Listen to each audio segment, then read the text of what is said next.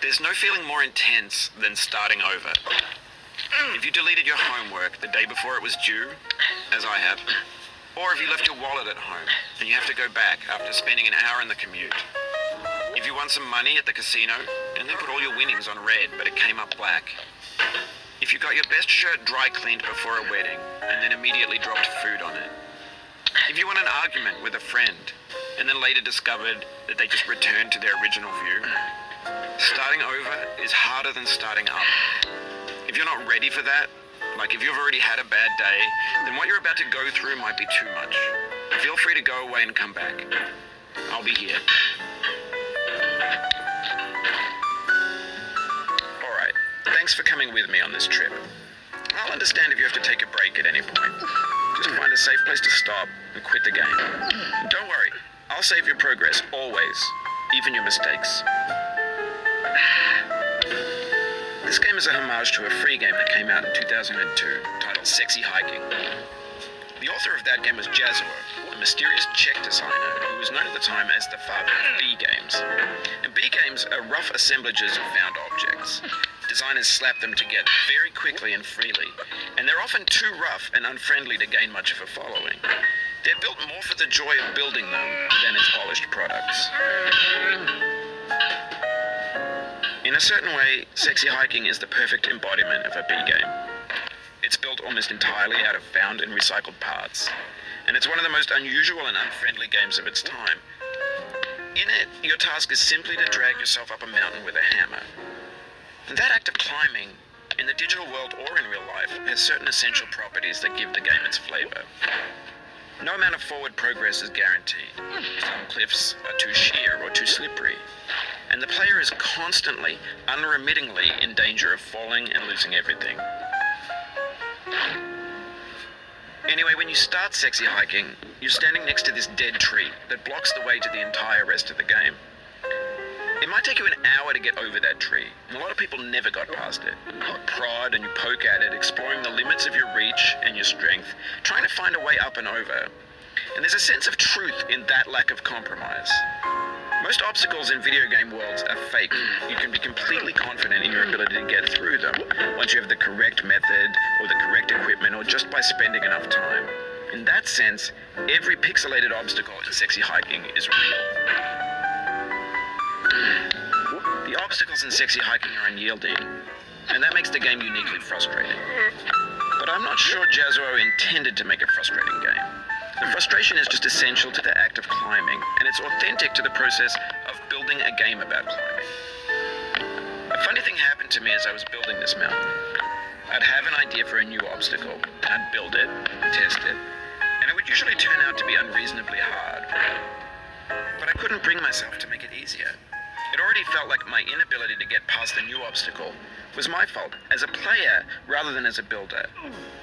Imaginary mountains build themselves from our efforts to climb them, and it's our repeated attempts to reach the summit that turns those mountains into something real. When you're building a video game world, you're building with ideas, and that can be like working with quickset cement. You mold your ideas into a certain shape that can be played with, and in the process of playing with them, they begin to harden and set until they're immutable, like rock. And at that point, you can't change the world, not without breaking it into pieces and starting fresh with new ideas. For years now, people have been predicting that games would soon be made out of prefabricated objects, bought in a store and assembled into a world. And for the most part, that hasn't happened, because the objects in the stores are trash. I don't mean they look bad or that they're badly made, although a lot of them are. I mean they're trash in the way that food becomes trash as soon as you put it in the sink. Things are made to be consumed and used in a certain context, and once the moment is gone, they transform into garbage. In the context of technology, those moments pass by in seconds. Over time, we've poured more and more refuse into this vast digital landfill that we call the internet. It now vastly outnumbers and outweighs the things that are fresh and untainted and unused. When everything around us is cultural trash, trash becomes the new medium, the lingua franca of the digital age. And you can build culture out of trash. But only trash culture. B games, B movies, B music, B philosophy.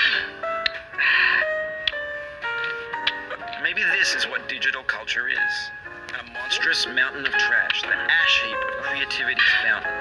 A landfill with everything we ever thought of in it. Grand, infinite, and unsorted.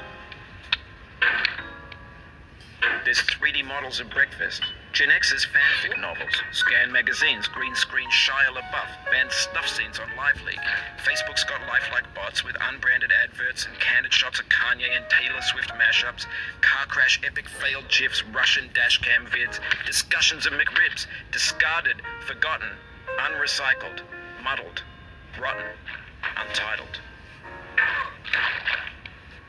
Everything's fresh for about 6 seconds, until some newer thing beckons, and we hit refresh. And there's years of persevering, disappearing into the pile, out of style, out of sight. In this context, it's tempting to make friendly content that's gentle, that lets you churn through it but not earn it. Why make something demanding if it just gets piled up in the landfill, filed in with the bland things? When games were new, they wanted a lot from you. Daunting you, taunting you, resetting and delaying you. Players played stoically. Now everyone's turned off by that. They want to burn through it quickly. A quick fix for the fickle. Some tricks for the clicks of the feckless. But that's not you. You're an acrobat. You could swallow a baseball bat. Now I know, most likely you're watching this on YouTube or Twitch, while some dude with 10 million views does it for you. Like a baby bird being fed chewed up food. That's culture too. But on the off chance that you're playing this, what I'm saying is, trash is disposable, but maybe it doesn't have to be approachable. What's the feeling like? Are you stressed? I guess you don't hate it if you got this far, feeling frustrated. It's underrated. An orange is sweet, juicy fruit locked inside a bitter peel. That's not how I feel about a challenge. I only want the bitterness. It's coffee. It's grapefruit. It's licorice. It feels like we're closer now. Composer and climber, designer and user. You could have refused, but you didn't. There was something in you that was hidden, that chose to continue. It means a lot to me that you've come this far, endured this much. Every wisecrack, every insensitivity, every setback you've forgiven me is a kingly gift that you've given me. We have the same taste, you and I. It's not ambition. It's ambition's opposite. An obdurate mission to taste defeat. You'll feel bad if you win, so I put this snake in for you. Have you thought about who you are in this? Are you the man in the pot, Diogenes? Are you his hand? Are you the top of his hammer? I think not. Where your hand moves, the hammer may not follow. Nor the man, nor the man's hand. In this you're his will, his intent, the embodied resolve in his uphill ascent. Now, you've conquered the ice cliff, the platforms, the church, and the rectory, the living room and the factory, the playground, the construction site, the granite rocks, and the lakeside. You've learned to hike. There's nowhere left to go but up. In a moment, I'll shut up. But let me say, I'm glad you came.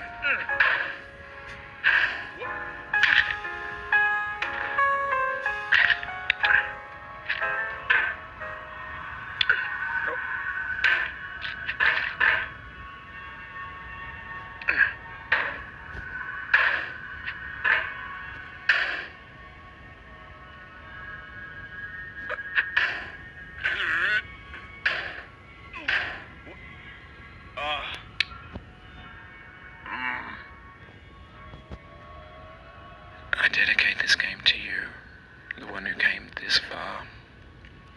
I give it to you with all my love.